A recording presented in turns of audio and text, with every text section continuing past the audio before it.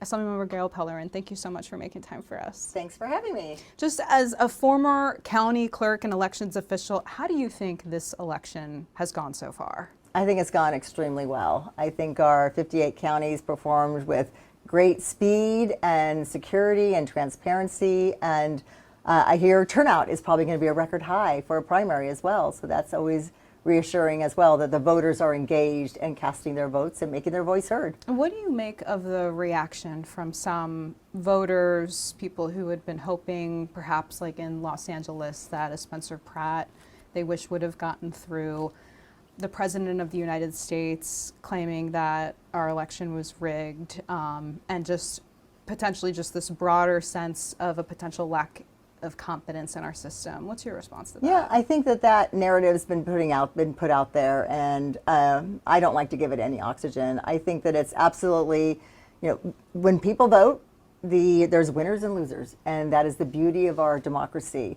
And I think it's important that people have access to voting. I think it's important that the elections officials are doing their due diligence to make sure that every eligible voter who's cast a ballot, that ballot goes through scrutiny, the signatures compared on the envelope. If you voted in person, there's a big audit that goes on as far as the in-person voting as well. So when an elections official certifies that statement of vote, attests to the fact that these votes have been counted accurately, they have done all their due diligence and all their audits and all the work that they need to do to verify that result. Could there be any changes to give a broader range of people, though, in the state more confidence in the process?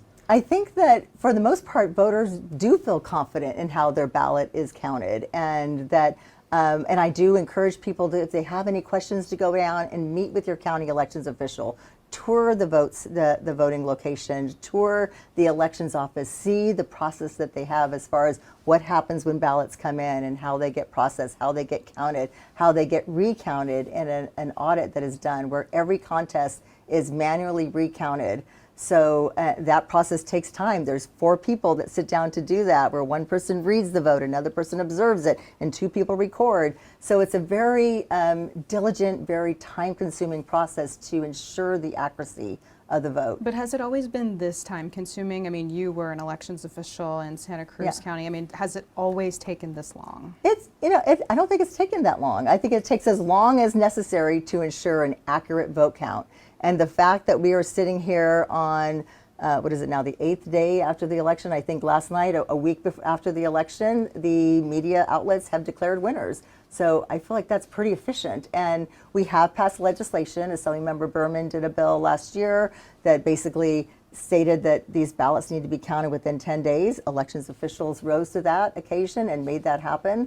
I have a bill that was passed and signed into law, AB 626, that allows that mail ballot voter who likes to sit at home, talk to family, and vote their ballot, but they want to make sure that ballot's counted election night, and maybe they like to wait till the very last day to get the latest in what's happening in the field of who their selections are, that they can now walk into a polling site and they could be signed in as an in-person voter, and that ballot they voted from home can be put directly into the ballot box. So not every county it can do that. I think LA is working on developing the tools to do something similar, but I know Placer County embraced this legislative idea and this new law that we have, and they implemented it, and I think they had 16,000 voters take advantage of that, and they were able to shave 3 days off their canvas. But I don't think you're ever going to be able to say we're going to have election results on election night unless we totally change the way California votes. I don't know if you've had a chance to see the New York Times editorial board that came out today. It was titled that California's excuses are damaging faith in government, and that the state should look for ways to build confidence and avoid practicing what they, and I quote the editorial board, ineptitude, voluntary ineptitude. Your response to that? I mean, these are your neighbors. These are your community members that are serving in the polls and doing this work, giving up their day, giving up their week to ensure that you have access to voting. So, and there's plenty of editorials that have different opinions about the process that we have, the work that we've done in California to ensure that voters are enfranchised and not disenfranchised.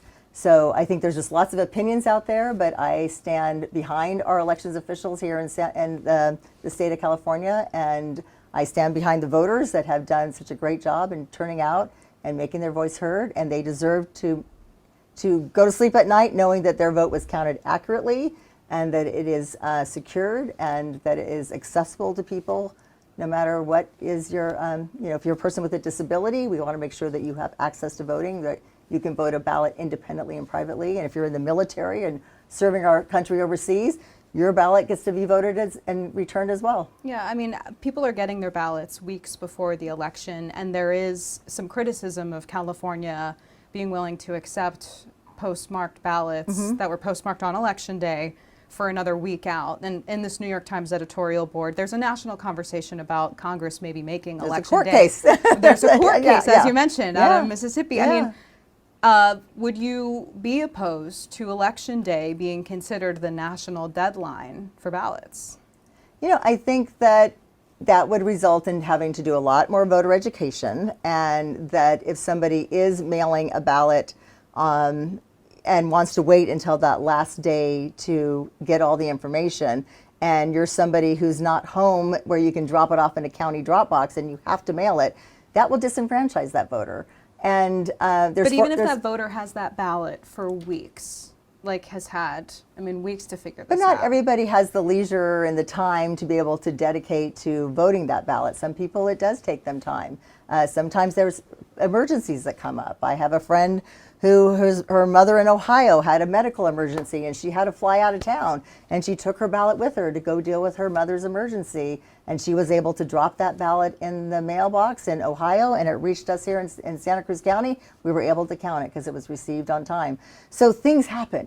We all don't have the luxury of time, and so also our taxes are, when we pay our taxes, we have until the postmark on the last day to file. So this is something that people are used to, and we're not alone. There are 14 other states that do this postmark roll. But certainly when Watson, the decision out of Mississippi comes out, we're anxiously awaiting that opinion and understanding how that's going to impact California, and we will respond accordingly. Yeah, I know the governor, the legislature has made clear there's going to be some sort of budget money going toward helping this whole situation in November. Yes, yeah. What are you specifically looking for and hoping for in this state spending? Well, let me just say, county elections offices are underfunded as of today, doing the work they're doing as of today, and requiring them to do more work is going to cost more money.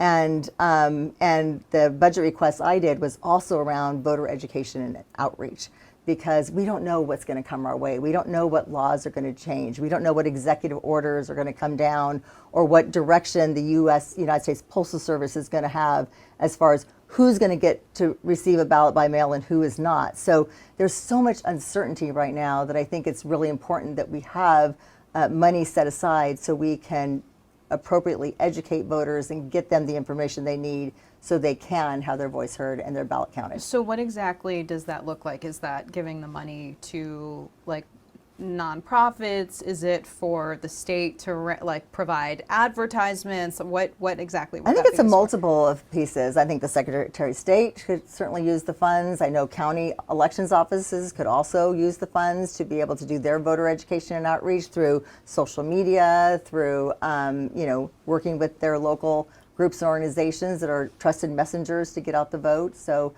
preparing materials, that are in multiple languages so people understand how the laws have changed or what the rules have changed or how best to return your ballot. I know in this last election, I was telling people that to not mail their ballot anytime after a week before the election, because I wanted to make sure that it did get into the hands of an elections official by 8 p.m. election night, because I was uncertain what kinds of actions would take place in this election. So I think voters need to be aware that we're living in extraordinary times, that we can't always predict what is going to happen. So we need to be ready to pivot and shift and to adjust our practices and behavior accordingly. I know in addition to the $35 million for education and outreach, the California Voter Foundation is also hoping for $55 million to help those counties with equipment, space, and staff. Is that something you're supportive of? Oh, sure. Getting counties more money, absolutely. But we're also in June, with a November election. And I mean, there's no time to redesign a ballot envelope, for example. Those have already been ordered.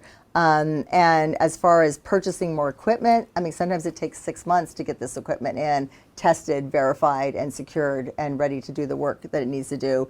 So, you know, there's certainly ways that money can be utilized to improve the elections process, and not only the experience for voters, but also for the work that the elections officials are doing. So it's absolutely welcomed. Yeah, Governor Gavin Newsom, I mean, he's also said he wishes this count were faster. He's worried. I mean, he called it in May that there would be this rhetoric around our election system, and that the Trump administration would essentially do what they ended up doing this past week.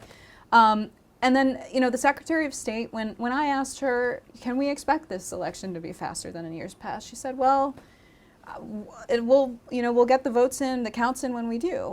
What do you make of, is there a disconnect between the Secretary of State and the governor from your perspective? I mean, you're a totally outside body from this. So what do you, is there a difference? We all want results faster. We all want to know. We all want to know who the winners are and who's not. And and as an elections official, former elections official, I know I wanted to be done with the work myself. I didn't want it to linger on.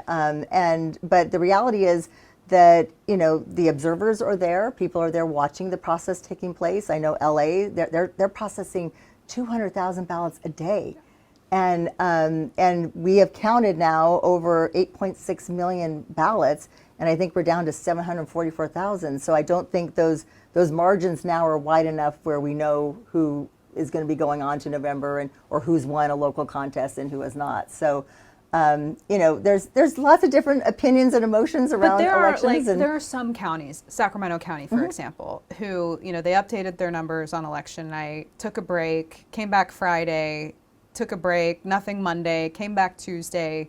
I mean, should counties, you know, be doing what LA essentially did and process these daily to help? Well, and I think the Berman bill did talk about more frequent updates of vote counts. And again, I don't think election officials are taking a break necessarily. I think they're continuing to do the work that they need to do, whether it's auditing the precincts or the vote centers, or doing the manual recount, or, you know, checking the signatures coming in on the ballots, or processing the provisional same-day voter registration, making sure this voter did not also vote in another county, to verify that everything is done legitimately and accurately. So I think the elections officials are really the heroes in this, where they are working nonstop to ensure a safe and accurate and as expeditious as possible vote count. To be clear, I didn't mean like a break. I meant a break from the updates. But in terms of just, again, looking at the budget, this is the time of year where all this is worked out.